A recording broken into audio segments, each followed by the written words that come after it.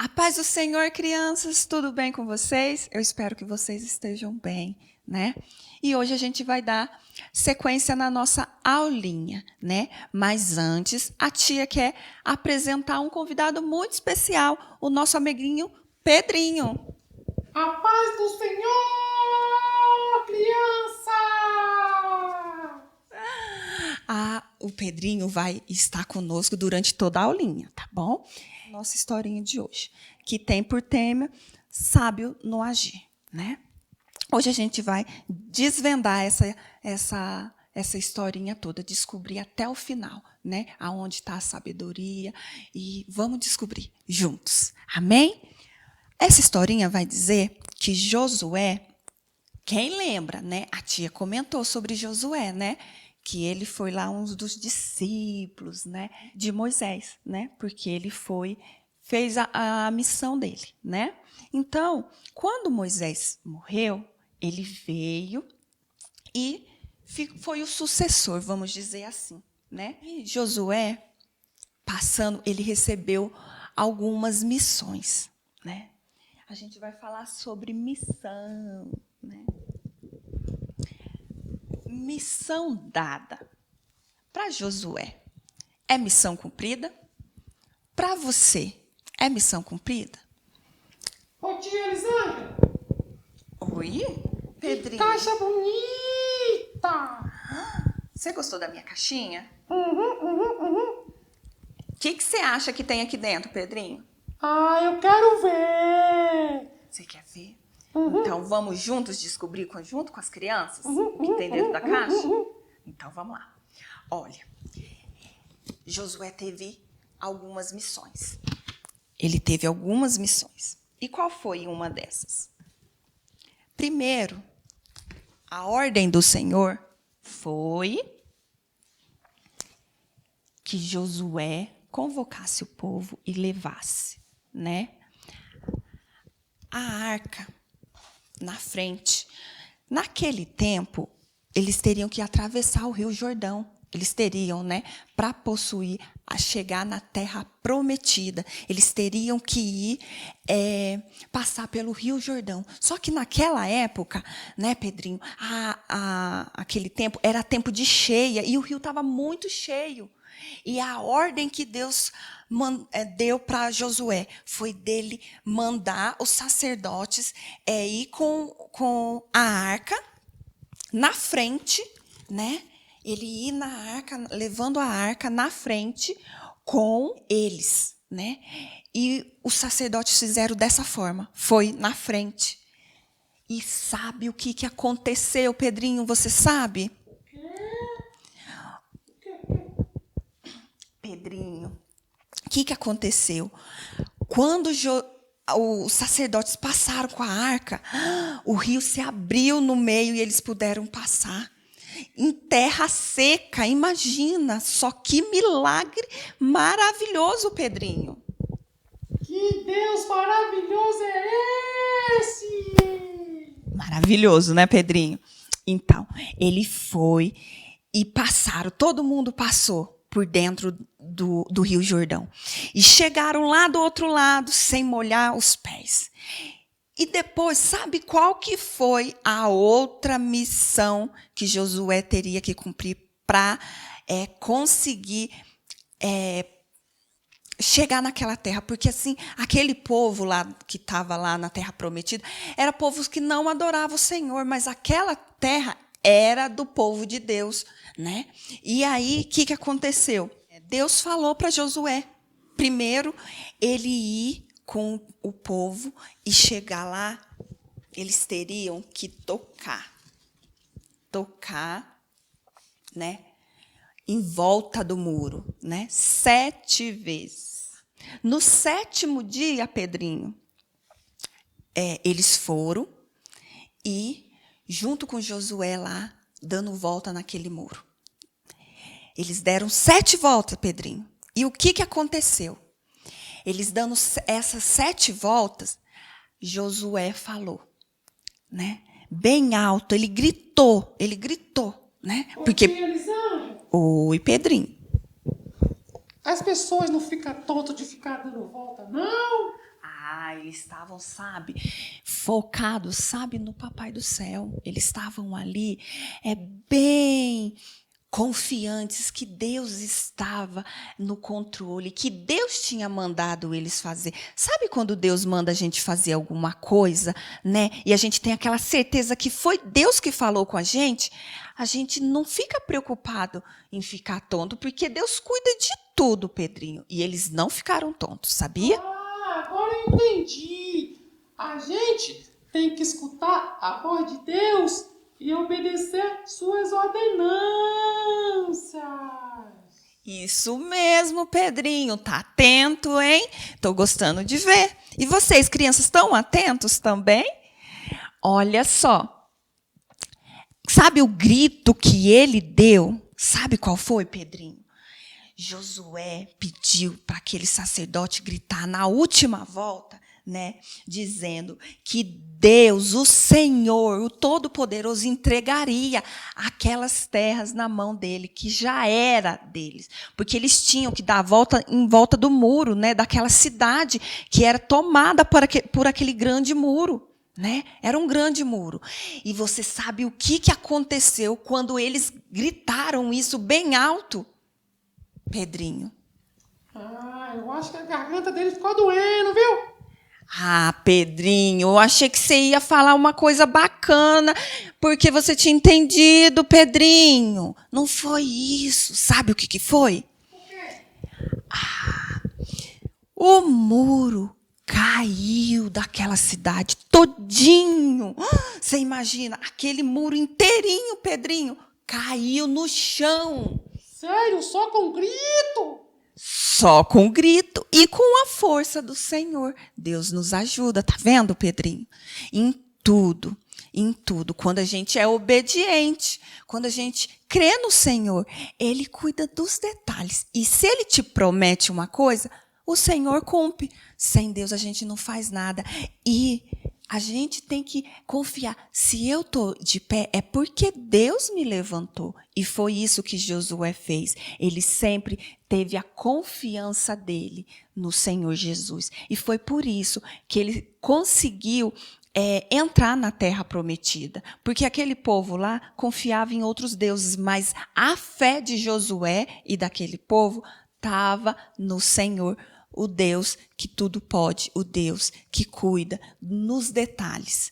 Deus nos ama e deseja que confiemos nele, entreguemos o nosso coração, não é mesmo, Pedrinho? Sim, temos que andar sempre falando com o nosso Papai do Céu. Verdade.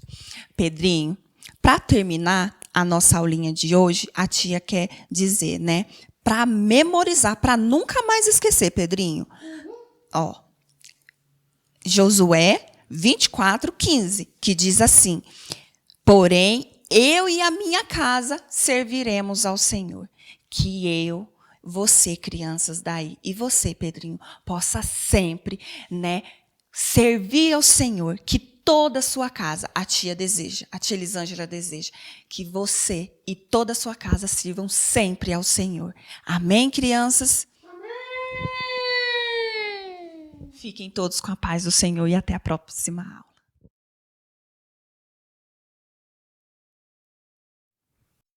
A paz do Senhor, crianças, paz do Senhor, famílias. Mais um domingo nós estamos aqui com a graça de Deus. Louvamos a Deus pela oportunidade, porque podemos ouvir, porque podemos ver.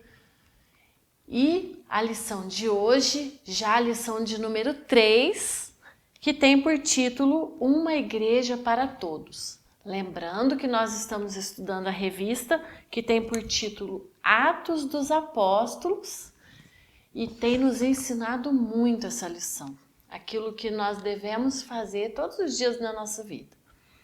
O texto do dia nós vamos encontrar lá em Atos, capítulo 4, versículo 32, que diz assim: todos os que creram pensavam e sentiam do mesmo modo. O primeiro ponto da lição nós vamos aprender, e nós aprendemos no livro de Atos praticamente inteiro, sobre aquilo que os discípulos nos ensinaram, que eles aprenderam com Jesus. Eles aguardaram descer o Espírito Santo sobre eles, aguardaram o poder de Deus sobre eles, e eles começaram então a fazer, lá na primeira lição ainda, aquilo que Jesus tinha pedido para eles: anunciar o Evangelho para todos os povos. E uma das coisas que Jesus ensinou para eles, e Jesus inclusive orou por eles, foi para que eles tivessem união, para que eles fossem unidos, para que eles vivessem unidos uns com os outros e unidos em Jesus. Porque não adianta eu estar unido com meu irmão se eu não estiver unido com Jesus, porque é de Jesus que vem toda a sabedoria, é de Jesus que vem todas as obras boas que nós fazemos. Então Jesus ensinou, Jesus orou, e eles aprenderam e eles aplicavam ali entre eles tudo que Jesus tinha ensinado. A igreja primitiva vivia assim. Tudo que eles tinham, eles repartiam entre eles para que ninguém tivesse mais do que outros. Então eles entendiam que a união, e essa é a verdadeira união, que todos precisavam viver iguais. Não adiantava um ter muita coisa e o outro ter pouco e todos falarem que serviam a Jesus. Eles andavam todos iguais, eles oravam juntos, eles comiam juntos e os bens que eles tinham, eles repartiam, eles entregavam nas mãos dos discípulos. Os discípulos sabiam organizar perfeitamente para que ninguém viesse a passar necessidade. E a história de hoje conta de um homem que vivia ali no meio deles, que chamava Barnabé. E esse homem, ele vendeu a propriedade que ele tinha, ele pegou todo o dinheiro dessa propriedade e ele entregou na mão dos discípulos para que eles conseguissem dividir, para que ninguém ficasse com menos. E esse foi um exemplo que ficou marcado, que ficou na Bíblia e que nós podemos trazer para nós. Um exemplo cristão de olhar a necessidade do outro e de pegar o seu bem, vender para poder dividir com todos e todos ficarem iguais. E os discípulos receberam esse valor e repartiram entre aqueles que precisavam. E nessa mesma ocasião, nesse mesmo lugar, com as mesmas pessoas, também tinha um casal que era Ananias e Safira, e eles fizeram a mesma coisa, eles venderam a sua propriedade, só que eles combinaram entre eles que ia falar para os discípulos que venderam por outro valor. E aí a gente vê um coração que não é íntegro, que não é inteiro para Deus. Eles não precisavam ter vendido aquela propriedade e eles não precisavam ter dado dinheiro para os discípulos. Mas, vendo aquilo que Barnabé tinha feito, eles decidiram fazer também. Só que eles esqueceram que a Deus ninguém engana. Então, eles fizeram um combinado entre eles que iam entregar o dinheiro para os discípulos, mas que eles não iam entregar tudo. Então, Ananias foi para levar, e quando ele entregou, Deus revelou que ele estava mentindo.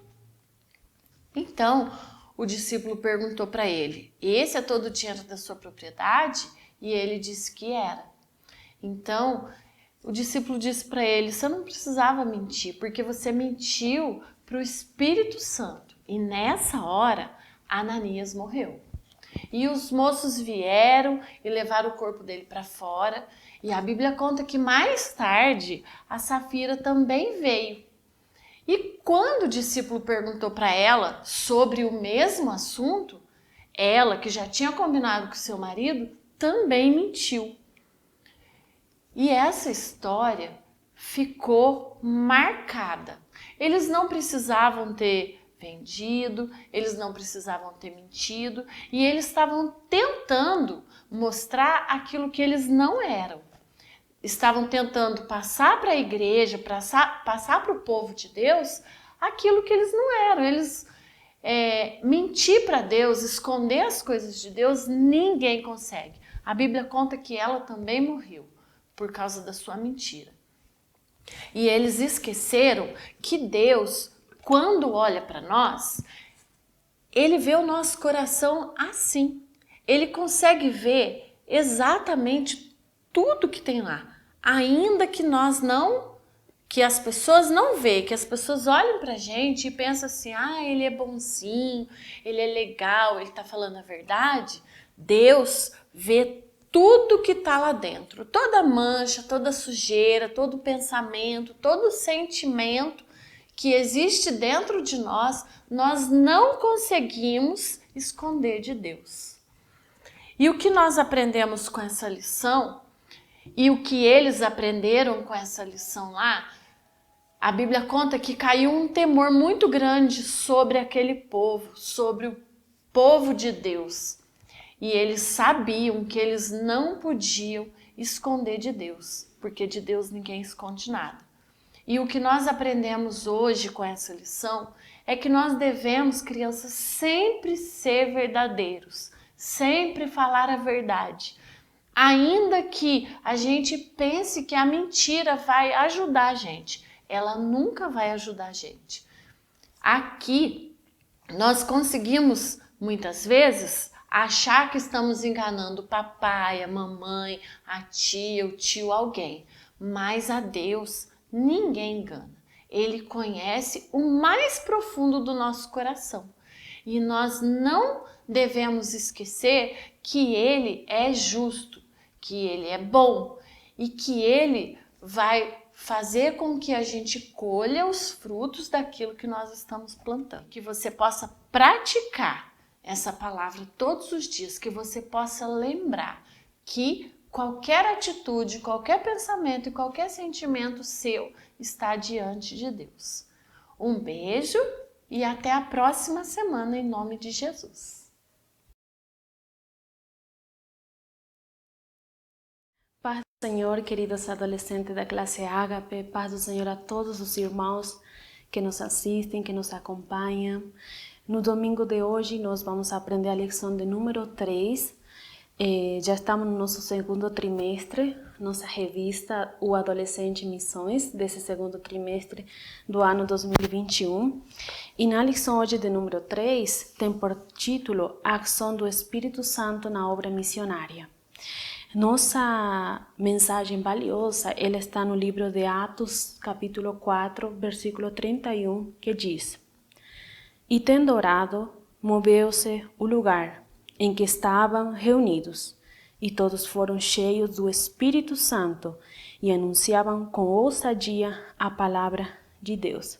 Nessa mensagem valiosa, nós podemos tirar algo muito valioso, que fala que somente após deles terem orado, passado um tempo, dias, buscando a face do Senhor, buscando a presença de Deus, eles foram cheios do Espírito Santo e eles receberam uma ousadia sobrenatural para anunciar a palavra de Deus. Por isso que nessa lição, nesse trimestre, nós vamos aprender sobre as missões, né? Como que o adolescente estaria envolvido em fazer a missão, uma missão que foi encomendada a todos nós, crianças, adolescentes, adultos, idosos, que é levar o Evangelho, as boas novas. E essa oração levou eles a receber um batismo de destemor para anunciar a palavra de Deus. A verdade explicada fala que Jesus enviou o Espírito Santo aos discípulos para que eles pudessem anunciar o Evangelho com autoridade.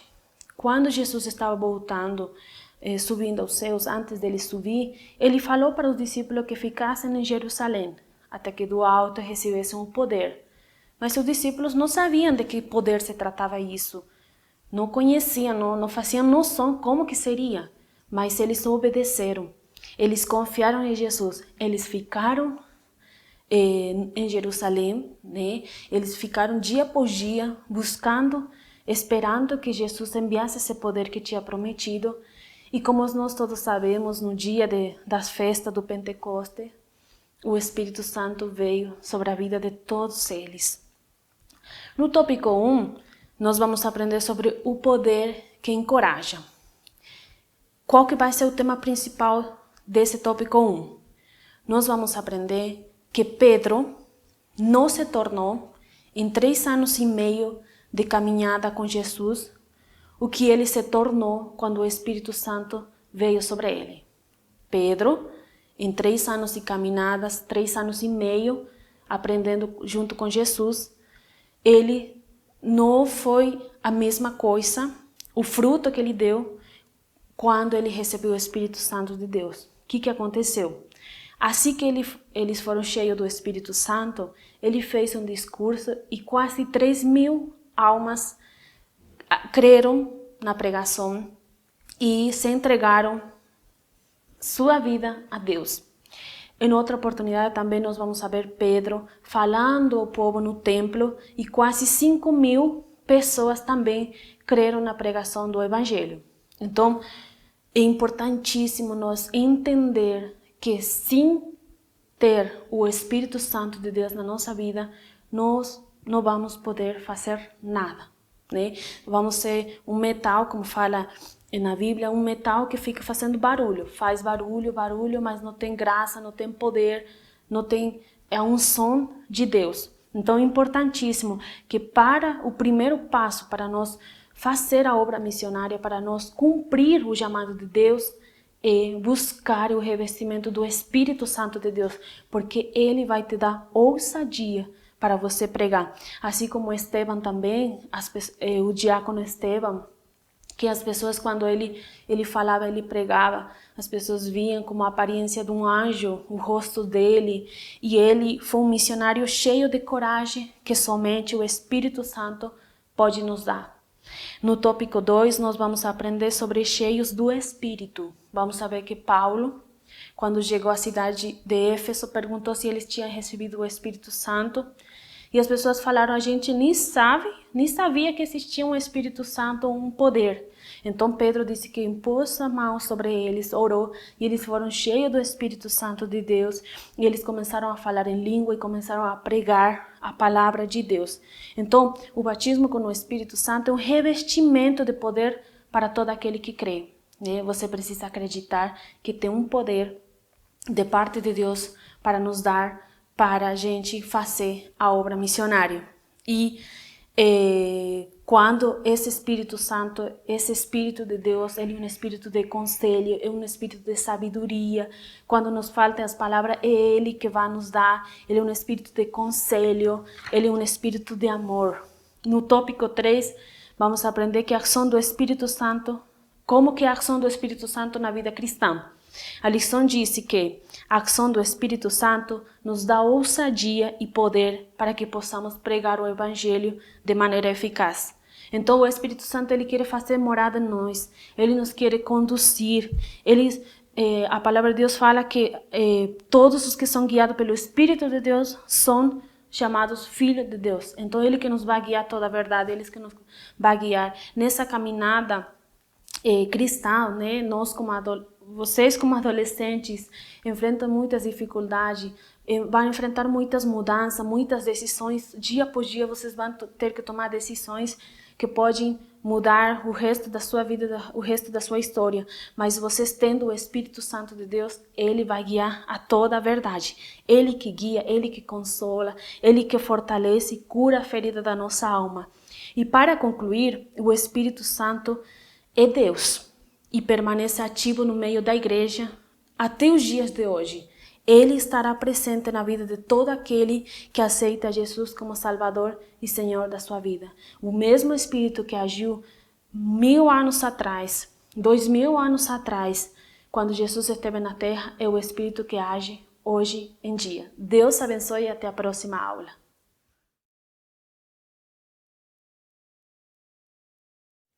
Paz do Senhor, meus irmãos, tudo bem com vocês? Hoje a gente vai estar estudando a lição na classe dos adolescentes de 14 a 17 anos, a lição de número 3. A gente vem numa sequência legal, né, de estudos sobre os profetas menores E hoje a gente vai estar estudando sobre o profeta Joel, que ficou conhecido, né, como o profeta do arrependimento. Então o tema da nossa lição não podia ser diferente. Joel, o profeta do arrependimento. O nosso versículo-chave, ele é muito interessante. Se encontra em Joel 2,13. Diz assim: E rasgai o vosso coração e não os vossos vestidos, e convertei-vos ao Senhor, vosso Deus, porque Ele é misericordioso e compassivo. O profeta Joel, ele foi um personagem muito legal, né, durante essa galeria, né, de profetas menores. E é muito interessante porque o nome dele, né, o significado é o Senhor é Deus. Né? E é muito legal porque o profeta Joel, ele foi, né, alguns relatos, né, dizem que ele foi contemporâneo aos profetas Eliseu e Elias, né? Então o seu chamado, né, quando ele foi né, convocado por Deus, né, chamado por Deus para exercer esse ministério de profeta, foi realmente trazer um avivamento durante um período, né, em que Israel se encontrava em um período muito difícil, né? Então ele foi incumbido dessa tarefa, né, por Deus para trazer um avivamento nesse período. Então é muito legal porque ele, né, exerce seu ministério de profeta durante uma situação muito complicada economicamente, falando em Israel. Então Israel ele passou por um ataque de gafanhotos, né? E Deus utilizou desse mecanismo, né, dessa forma de trabalhar, para que o povo realmente pudesse se arrepender, né? Então, assim, ele foi, né, um profeta, né, que realmente chamou o povo ao arrependimento, né? E é muito interessante porque a revista vai nos dizer que ele teve sucesso nesse chamado, né, nesse exercício do ministério dele durante esse período. Então, o tópico 1, ele vai nos dar, né, uma ideia, né, sobre como funcionava a invasão de gafanhotos, né? E é muito interessante porque ele relata, né, as 4 fases da vida de um gafanhoto. E é muito interessante que no livro dele ele especifica muito isso, né? Então no tópico 1 ele vai dar, né, essa esclarecida, né, sobre essas 4 fases da vida de um gafanhoto, né? Então uma delas é quando ele é um cortador ainda, né? Quando ele é uma lagarta ainda, né? Depois ele vai falar quando ele passa por uma fase de migrador, de devorador e de destruidor. Então é muito interessante porque dentro do livro de Joel ele trata, né, muitas coisas com o povo de Israel nessas 4 fases, né, da vida de um gafanhoto. O tópico número 2, ele vai dizer, né, que é muito interessante isso, porque essa revista, né, que trata sobre os profetas, ela traz uma mensagem tanto para a época que realmente aconteceu esses fatos e tanto para os dias atuais, né? Então o tópico 2 ele trata, né, como que Deus utilizou, né, dessa forma para ensinar algo para o povo de Israel. Então ele tinha consciência, né, Joel, de que aquela praga não era um fator natural, né, algo assim, um evento da natureza, não. Ele sabia realmente e deixou muito claro para o povo de que aquilo era um juízo de Deus, né? Então ele foi muito bem sucedido, né, durante essa fase, porque de fato, né, o povo se arrependeu, né, e Deus a partir daí deu uma promessa para eles, né, de que eles realmente, né, poderiam retornar, né, Deus iria restituir todas aquelas perdas que eles tiveram nesse período. O tópico número 3, ele deixa bem claro que aquele período, né, que eles passaram, né, convivendo com essa devastação das suas plantações, né, do seu sustento, era uma assolação de Deus para aqueles dias, né? Então, Deus deixou bem claro que aquilo era um juízo, né? Era um juízo. E o tópico número 3, ele vai dizer que essa mensagem ela é atual, é para os nossos dias de hoje, né? Então a gente está passando num contexto hoje, né, muito complicado, talvez um dos mais difíceis, né, da história da humanidade, mas a gente não deve deixar de lado, né, e achar que isso é um fator natural, algo que acontece mesmo, mas a gente encarar isso como uma chamada de Deus ao arrependimento, né? Então é muito legal que essa revista ela vai tratando isso nesses 2 tempos, né, distintos, tanto nos escritos da Bíblia, né, na época em que foi relatado esses fatos, e tanto nos nossos dias atuais. Na nossa revistinha diz um negócio muito interessante. A resposta de Deus é a promessa do fim da calamidade e a volta da abundância. Então, no segundo parte do livro, Joel apresenta o julgamento das nações e a vitória de Israel. Então, Deus, ele sempre tem, algo de bom no final de tudo para a gente, Ele sempre apresenta um juízo, um chamado ao arrependimento, mas ele sempre nos dá uma mensagem de esperança, E é muito interessante, porque a revista ela nos alerta a não encarar o fim dos tempos, o fim do mundo como uma mensagem de desesperança, muito pelo contrário. É algo que nos deve marcar como o fim de uma trajetória, como algo que nos levará à concretização da nossa salvação. E é muito legal porque essa convocação de Joel ao arrependimento trouxe o avivamento. Então a gente às vezes espera um avivamento, mas o arrependimento é o início de tudo, para que esse avivamento de fato aconteça. A nossa conclusão vai deixar bem claro sobre a mensagem de Joel e que é fundamental para que haja um avivamento, para que haja um novo relacionamento do povo de Deus com ele. É necessário que o arrependimento esteja presente no meio do seu povo. Então é isso, que a gente possa ter bons estudos e até a próxima.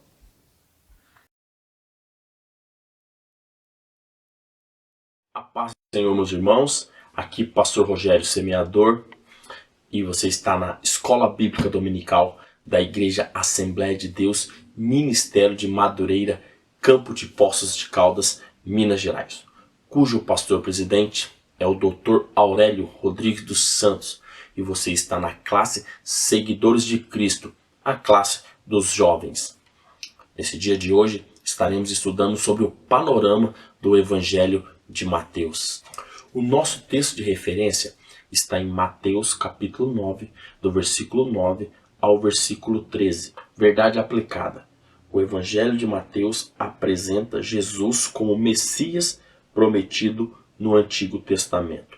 Os objetivos da lição: conhecer sobre o autor do Evangelho, entender o contexto e o propósito de Mateus, enumerar os eixos temáticos de Mateus. O Evangelho de Mateus mostra as profecias se cumprindo a respeito de Jesus, a sua infância, Jesus, o seu ofício, o seu ministério, o Jesus com o reino chegado na terra. Mateus traz detalhe de cada uma dessas promessas e o seu cumprimento. Cumpre-se a profecia desde o Éden, de Gênesis 3,15, aonde a palavra de Deus diz ali que viria um que esmagaria a cabeça da serpente, nascido de mulher.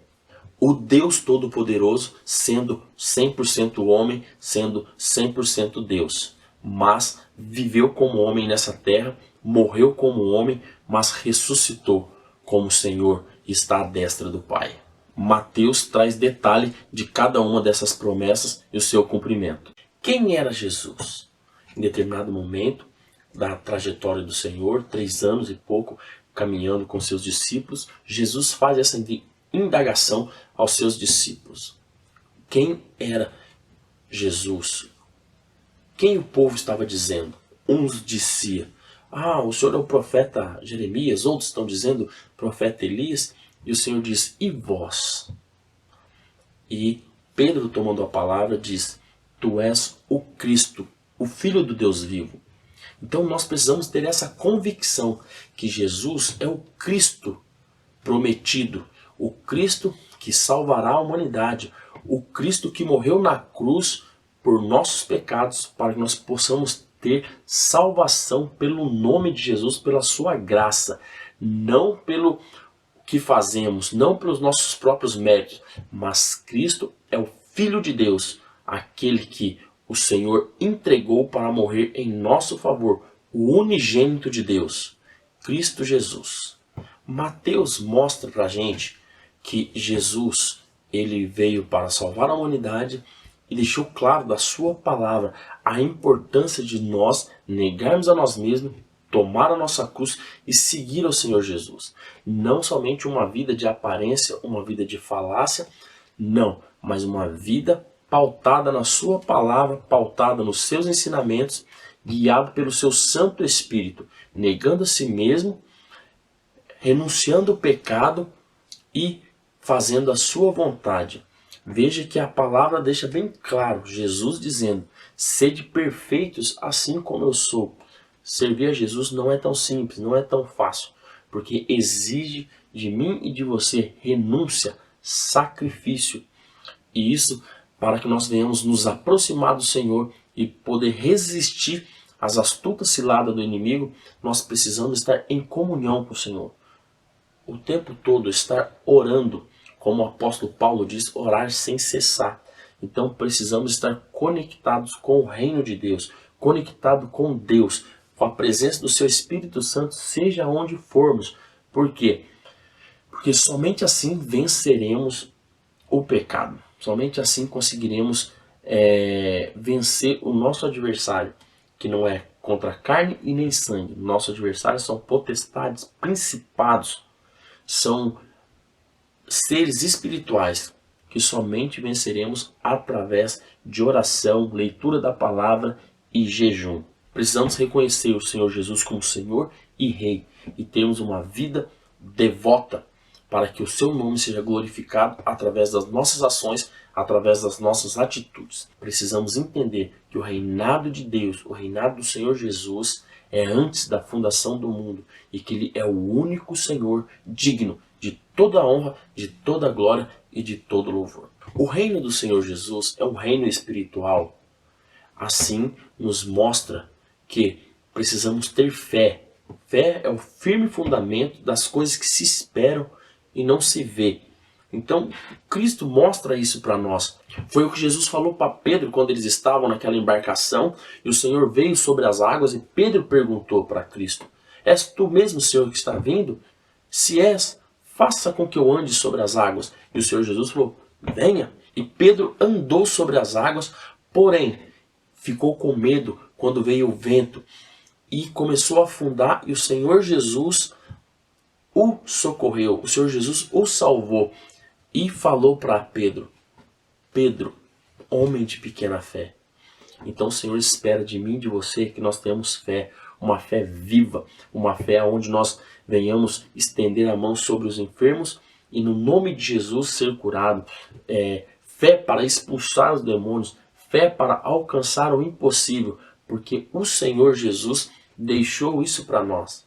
Dizer para você que é fácil? Não é fácil, é muito difícil, mas precisamos buscar em Deus essa graça, essa fé viva que faz com que obras sejam feitas, porque a fé sem obra, ela é morta. Precisamos ter fé para que as obras em Cristo Jesus glorifiquem o seu nome.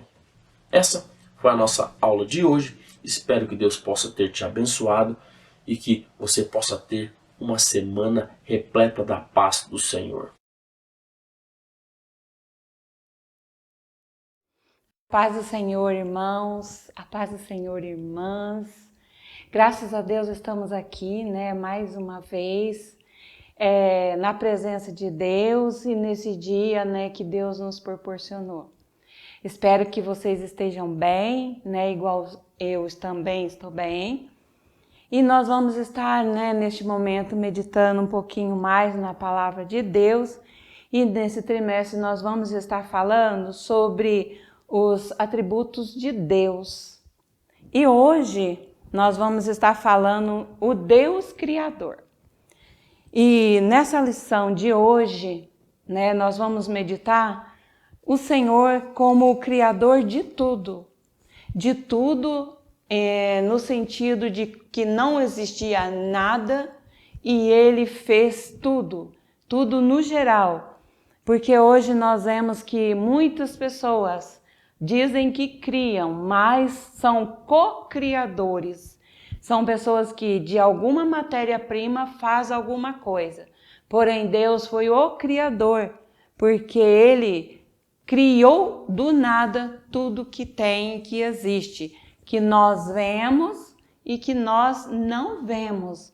Às vezes sentimos e às vezes não vemos mesmo, né? Então, o nosso texto de referência está em Gênesis 1:1. E também ele continua, né, até o 14, onde diz que no princípio criou Deus. Este é um atributo de Deus, de Criador, né?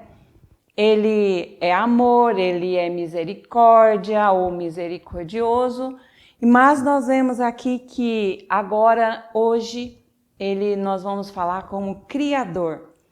O Senhor, ele criou, né? Ele trouxe à existência tudo pela sua palavra.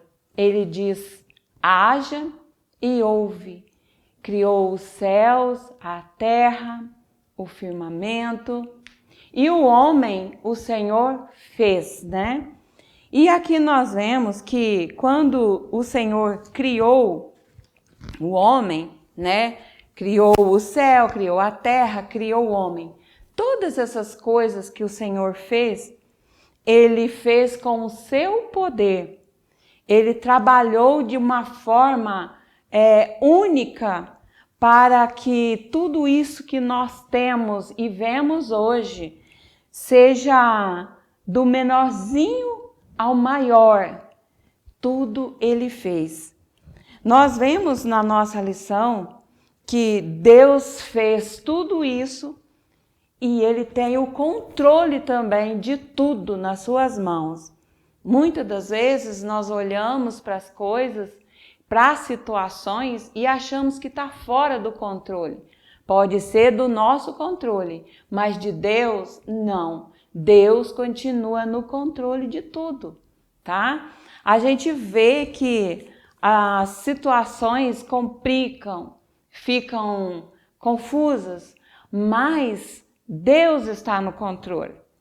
Deus criou a terra, as árvores e tudo que no mundo existe, né? Nós vemos que ele criou isso, nós sabemos disso pelas Escrituras. E nós, como cristãos, acreditamos na palavra de Deus e nós sabemos que é ele que criou.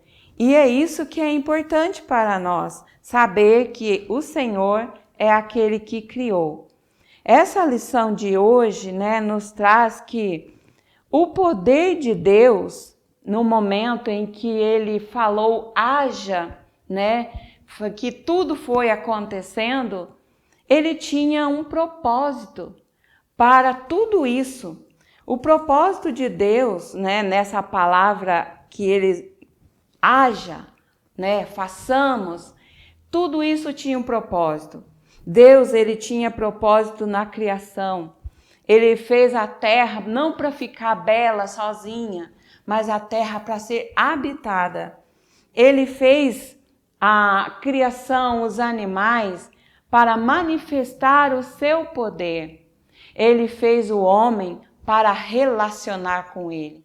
Essa é a parte mais gostosa, mais deliciosa dessa lição. Deus criou o homem, criou eu, você, para relacionar com Deus.